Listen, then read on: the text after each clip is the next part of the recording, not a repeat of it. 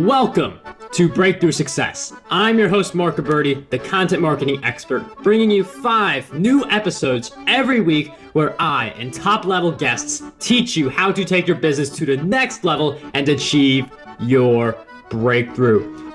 Hello, Breakthrough Success listeners. I just wanted you all to know before the episode actually starts, I've been working a little bit behind the scenes to give you something really special. So a while ago, I wrote my book, Content Marketing Secrets, which helps people create, promote, and optimize their content for growth and revenue. And I just put the finishing touches together to offer that for free to anyone who is interested. So if you want your free copy of Content Marketing Secrets, all you have to do is head over to markgabberty.com/book. Now, let's jump right into the episode. There are so many articles and videos and podcast episodes that have a focus on boosting your productivity, and they offer a lot of really great tactics. They offer a lot of great insights, but a lot of those articles are just focused on how anyone can boost their productivity. Something that's really missing is the personal touch. And to expand on this, your personal productivity style. So that's what we're going to talk about in this episode, how you can come up with your very own. Today's guest is a coach, productivity consultant, professional organizer, and spiritual butt kicker all rolled into one. She's a dynamic teacher, coach, and productivity consultant known for igniting personal transformation and providing easy to implement yet power-packed actionable strategies and tools. She is the creator of the Productivity Style Assessment and the Work Smarter, Not Harder productivity program. Her first book, Work Simply, Harnessing the Power of Your Personal Productivity Style, was released in January 2015 by Penguin. Today's guest for episode 242 of the Breakthrough Success Podcast is none other than Carson Tate. Carson, it is such a pleasure to have you on the show. Mark, so great to be here, and it's my pleasure. I really appreciate the opportunity. Carson, I'm really looking forward to this interview because, I've had a lot of, I've read a lot of books about productivity. I've written a lot of content about productivity, read a lot of content about productivity, but there's never really seems to be something that is just so focused on your personal productivity style, which is why I'm really looking forward to this episode. But I'd like to get a little backstory first before we jump in. So can you talk about what first attracted you to studying productivity and eventually creating the personal productivity style? Yeah, so I would have to start when I was younger. My mom has told me that I would play with my dolls. And part of the playing was I would organize their clothes and their shoes by color and function. So there is obviously something in me, maybe it's OCD, that really has always gravitated towards and really loves organization and structure. And so fast forward, mid-career for me, I was in outside sales and very successful. And one of the reasons I believe I was successful was because I was able to be organized and had systems. And my team started asking me questions. Well, how are you doing this? How are you doing that? And I'd never thought about that, Mark. I'd never thought about productivity as a skill or that other folks weren't just inherently doing it. So I started sharing some strategies and then left and went out on my own and started coaching clients around productivity and quickly realized that the tried and true best practices in the productivity space didn't always work. And when they didn't work, my clients would default to feeling like they were a failure, something was wrong with them, they weren't good enough. Well, the fact of the matter, it wasn't them. It was how they were trying to overcome their busyness that was the problem. And so that's what sparked the idea for me to do research and then ultimately develop an assessment. So I did all the research in graduate school and developed what we now call the Productivity Style Assessment, because we all think and process information differently. And so why would we all use the same tools and strategies? We wouldn't. They don't fundamentally work for everyone. So with the assessment, what you're able to do is identify your style, which is innate. It's hardwired into you. It's cognitive. And then select tools that are going to fundamentally work for you. So you are faster, it's easier, and you don't ever feel like a failure. You know that you've got the right tools. And I really like this focus. And again, this is why we're talking about this on this episode, that idea that not all the tools, not all the tactics work for everyone. I mean, Evernote is a really great tool for a lot of people for boosting productivity. I don't use Evernote, so that's something that doesn't work as well for me as it would work for someone else. And we could go all across the board with different tools, different tactics, but regardless of what combination works, we have to figure out what that combination is. So how can we tap into our very own personal productivity style? Yes. So obviously you've mentioned it. We have an assessment on our website. It's free, carsontate.com. You can take it, but you don't have to take an assessment because I think that we all know ourselves really well. And so I'm going to describe, Mark, the 4 different types. And I think in these descriptions, folks will probably start to hear some things that resonate, and they'll probably be able to start to think about, well, that's probably more my style. So I've identified 4 productivity styles: prioritizer, planner, arranger, and visualizer. The prioritizer and planner tend to be generally more, quote, left brain thinkers. So they're analytical, linear, fact-based, detailed, sequential thinkers. The arranger and visualizer are more big picture, more right brain. So they're more creative, big picture, intuitive, kinesthetic, relational, communicative, highly visual. So those are 2 broad brushstrokes, left and right brain. Now, the prioritizer, their thinking is characterized as being very analytical, very linear, very data oriented. These are the folks on your team, or it might be you, who sends an email that's 1 sentence or less. And if they can get away with just a couple of letters, they will. It's all about being succinct, brief, to the point. They're very goal-oriented, very outcome-focused. If you go into their workspace and want to chat about the weekend and what you're watching on TV or what concert you attended, they're going to roll their eyes. They're not interested in chit-chat. They want you to make the point and get out. They are early adopters of technology, and they tend to get a lot of work done. But it is very linear and very, very outcome-focused. The planner is slightly different in that the planner's thinking is characterized as being more detailed, more organized, more sequential. The planner is that natural project planner. They're the ones who have been known to put something on their to-do list that they've already done so they can cross it off. High drive for execution. They love lists. They love project plans. They organize their sock drawer. They want to organize the office's parties. And they're the ones that are really good at finding flaws and overlooked details. So those are your 2 left brain folks. Now your arranger is that thinker who's more intuitive, they're more emotional, more communicative, they're much more kinesthetic. They're the ones that have the most expensive pens in your office, and you better not take their pens because they really like their pens. They are the ones that do their best work with and through people. Lots of color. They use color to help guide their eye, prioritization. They'll use color.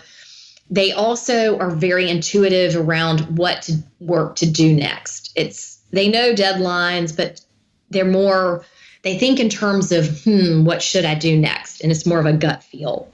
And then lastly, your visualizer. These are the big picture thinkers. They're your synthesizers of disparate ideas. They're the ones who are asking what's next. They are my adrenaline junkies, I like to call them. They're pushing the envelope, wanting to drive innovation. Project plans feel like straitjackets. They don't like structure. It shuts them down. Mind mapping, color, thinking about time and calendars in terms of themes really works well. They get a ton of work done and they get bored really easily. So I think your listeners and who are really predominantly content creators can probably listen to those descriptions and start to think, that is more my style. Or again, they can always take the assessment online. And I mean, like the great thing, like you laid out so many different avatars for like different kinds of styles of productivity. And the productivity style assessment, for anyone wondering, that will be in the show notes for this episode, markberty.com/E242. But regardless of what productivity style you prefer, one of the things that we have to do is manage our attention, because we have to have the level of attention towards our work in order for it to get accomplished. So I'm wondering if you could share with us how we can manage our attention effectively. Yes. And I couldn't stress that any more than you did, Mark, just around if you can't focus, you're not going to get anything done. And so what was the insight for me when I was doing some research for my book was that there are actually two types of attention. There's involuntary attention, which is automatically triggered by external stimuli. So the ping of a new text, a pop-up of a new email message, someone honking at you, because the involuntary attention is what 2,000 plus years ago kept us alive when we were hunters and gatherers. Then the voluntary attention is what we have control over. That's our ability to sit down and focus. All right, I'm going to do some research so that I can put together my blog post for this week. And so when we think about managing attention, what often happens is we end up focusing on one or the other. And in order to be truly effective, we've got to focus on both involuntary attention and our voluntary attention. So to manage involuntary attention, this is automatically triggered by external dings, pings, interruptions. And so we've heard it before, but it is definitely worth repeating because it works. Turning off any dings and pings on all of your technology, minimizing screens that you are not using. So having 15 windows open at one time is setting yourself up for failure. If you need to do focused, concentrated work, a lot of us work in open spaces where there's constant interruption. How do you create that silence for yourself? Either headphones or going to a different part of your building, or to the Starbucks on off hours versus the morning or afternoon rush. You've got to think about that involuntary attention. And then the second aspect of our attention, that voluntary attention, the one that we have control over, around strategies to manage that, it's recognizing that we're human beings, not human doings. I mean, we aren't robots. We can't work without interrupting ourselves for hours on end. Most folks can concentrate really for less than 60 minutes. So at that 50 to 55 minute mark, get up, take a break, and move and do nothing related to work. That's going to allow you to come back refreshed and able to focus for the next time period. And then the other thing to remember is that if you don't fuel yourself, good luck. So I always like to say, if you're tired, hungry, and pissed off, good luck with managing your attention. We know that sleep deprivation is a pervasive issue. And we also know that after a while, your stimulant of choice stops working. So if you want to focus, you got to get the sleep. Hunger, our brains are 70% water, and you need glucose to fire the neurons. So you've got to have some type of beverage. So snacks and water are really important. And then we forget what happens to us when we've been emotionally engaged. So all of us have tough parts of our day or difficult conversation, and trying to focus after an emotionally charged situation is hard. So what are you using for your emotional reset tools? So music is great. I love humor. So funny videos, funny pictures, and any type of physical movement are all really great ways to reset emotionally and help you focus and manage that voluntary attention. And I really like the idea of taking breaks, because if you're not taking breaks, you're just asking for burnout. And there's only so much time that we could spend focused and in the zone or in the flow, depending on what you want to call it. But in other cases, some things that could drain our attention are certain people and things getting in the way. Now, I understand like you have family, the important people in your life. Those are people who you need to engage with. There are certain people and things that they just get in the way, and they don't have that same level of camaraderie as like a friend or a family member. So I'm wondering, how can we prevent certain individuals and things from getting in the way of our attention and ability to pursue our goals? It's a great question. So for me, it comes back to your priorities. So being really clear on what your professional and personal priorities are makes it easier to say yes and no. And so what you're talking about is your ability to say no to ask of time and energy and attention that aren't in alignment with your personal and professional goals. So you've got to get really clear on what those are. So for example, I'll give you a personal example. So I have a young daughter, and I learned some very hard lessons and burned out myself very early in this career. And as a result, have made some commitments and have some priorities around how many days a week I'm willing to travel. So for me, unless it is an extenuating circumstance, I will not travel more than 3 days a week. So that's a priority and a commitment. So it enables me to say yes and no to ask of my time. And that clear priority also enables me to ensure that I'm spending the time that I want to with her. And I really like how you're striking that balance between your work and your family, because if you don't want one thing to completely dominate the other. You want to be able to strike that healthy balance between the two. And one of the things like that's part of being able to use your time right. That's part of prioritizing, as Carson mentioned earlier. So I'm wondering, in addition to prioritizing, how can we invest our time wisely so that we're doing what we should be doing and getting the results that we know we could be getting with the time that we have? Yeah.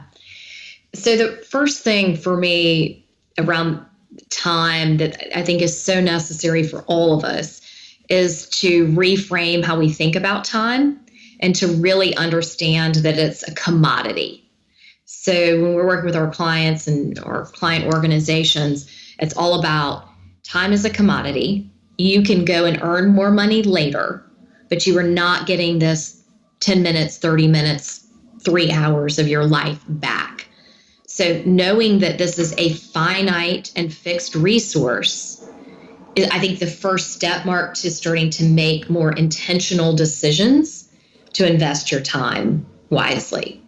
So this is also informed by choices that I made after my daughter was born and spent the entire year on the road. And I don't have any significant memories of her first year of life. I can't go and get that year back. I can go and earn more revenue and continue to build the company, but I can't get that time back. And so when you start to look at it as a finite resource, you go back to what do you say yes and no to? So after we look at time as a commodity, the next thing I always ask our clients to do is to look at their calendar, which we call your investment statement, how you've chosen to invest your commodity, and look at that investment statement. And if you look at it critically with a fresh eye, where am I in alignment with my goals? Where am I out of alignment? Is there time for rest and recovery? What story is this calendar telling me, this investment statement?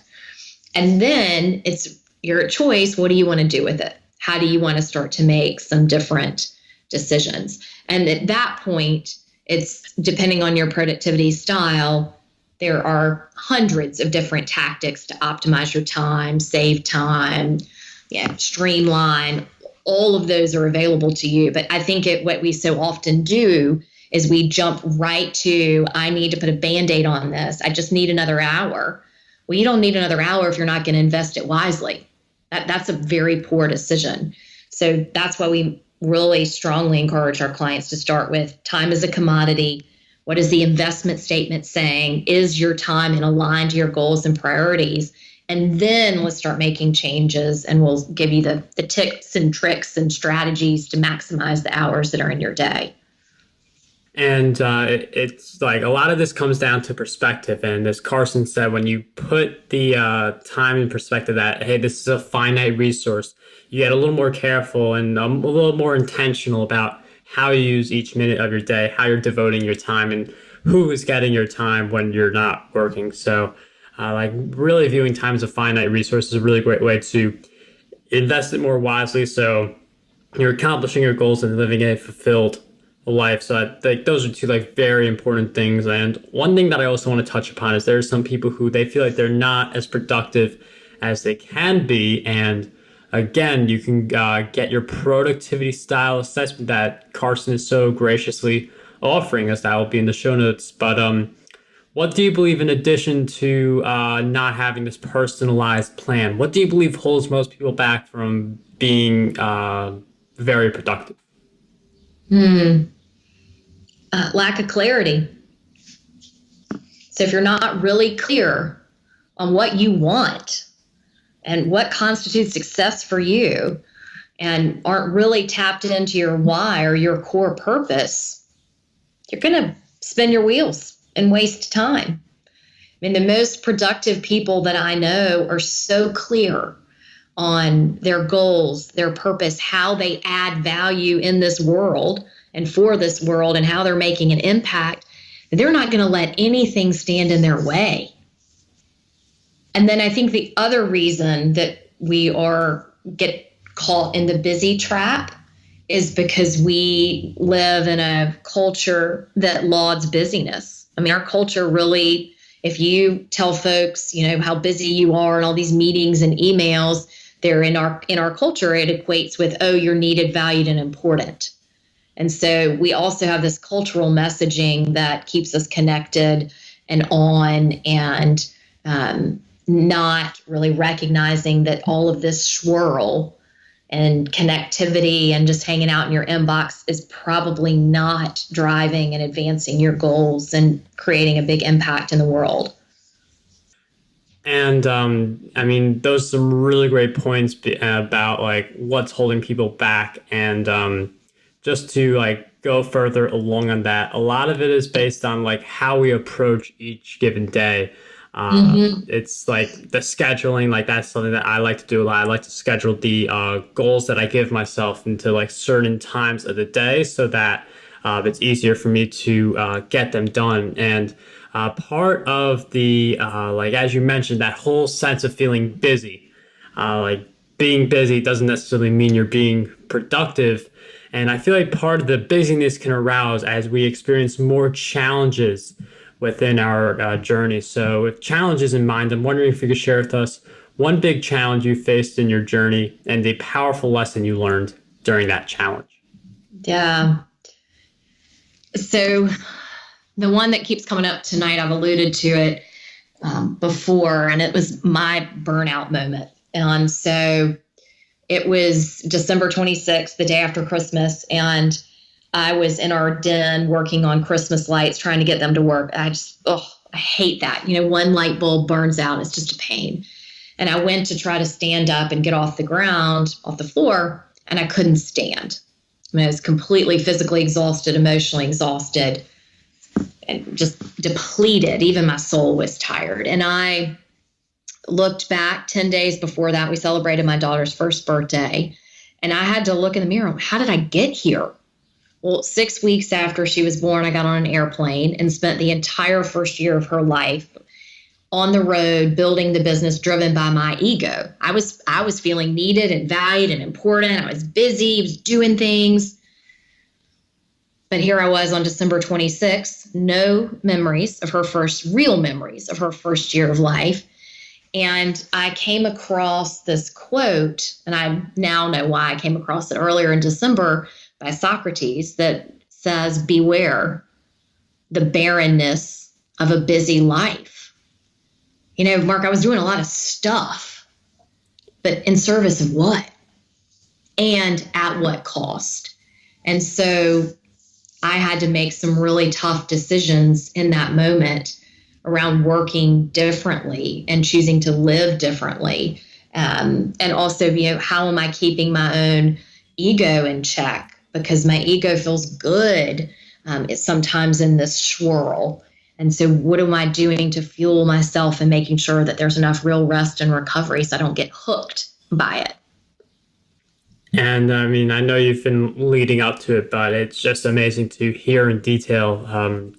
Just like with business, like you could spend so much time on it and then lose sight of some of the other things. So again, like being able to determine at what cost you're willing to continue to expand, and also knowing what's truly important in your life, because as we also pointed out, time is a finite resource and you have to think about that as you're thinking about like where to put your time next, what to do with your life, and things like that. And one of the areas that I do recommend, I mean, I know time is finite, but if you're going to put it towards a few areas, one of those things I recommend is self-education. And for me, like reading books is my favorite way to learn. So with that in mind, Carson, I'm wondering if you could share with us 3 book recommendations that you believe would have a positive impact on us.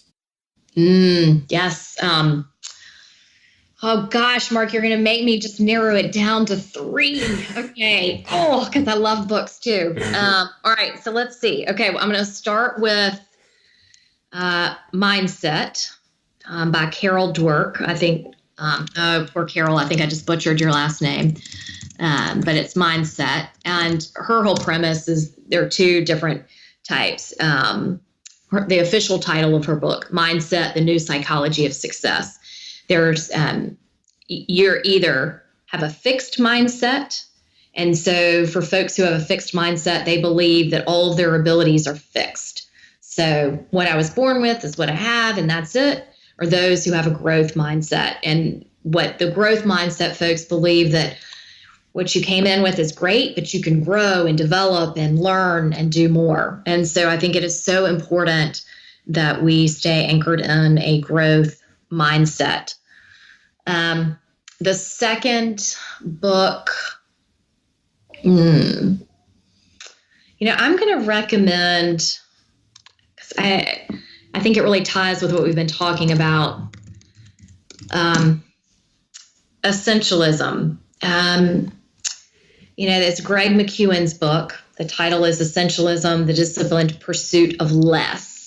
And I think he does a really great job of helping folks focus on what's that core. What do you really need to do to drive your business forward? And I think that's really, really helpful. And then the last one, I don't really want to give you another productivity book, but I spend a ton of time reading those. I just finished a book that I would recommend, High Performance Habits, written by 2 athletes. What's the official name of this?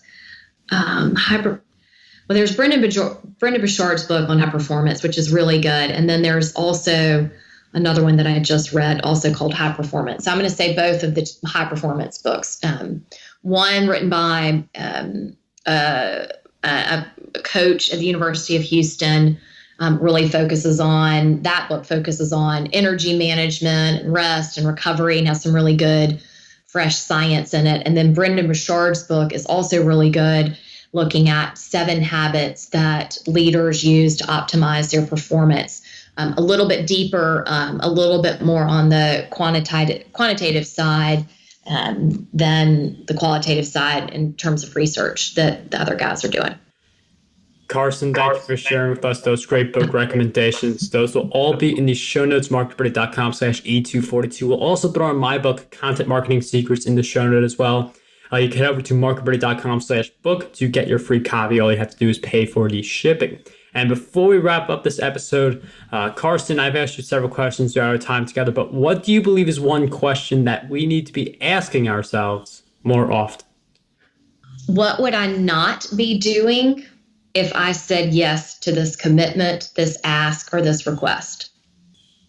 Carson, thank you for sharing with us that question. I really like that because every yes is a no to something else. And I really like that question. Thank you for sharing all of your great insights. If you guys want to learn more about Carson, head over to carsontate.com, carsontate.com. And don't forget to grab your productivity style assessment over there, which that will be in the show notes. But it's really good to get an idea of what your personal productivity style is so you can better optimize your productivity. So get your productivity style assessment today. Carson, I can't thank you enough for sharing all of your great insights with us and being a guest on the Breakthrough Success podcast. Mark, thanks so much. I really appreciate the opportunity, and thanks to all your listeners for their time. Really appreciate that as well. How does over 100 retweets per day sound to you? My free ebook, 27 Ways to Get More Retweets on Twitter, has you covered. I use the methods within this ebook to get over 10,000 retweets every single quarter. To learn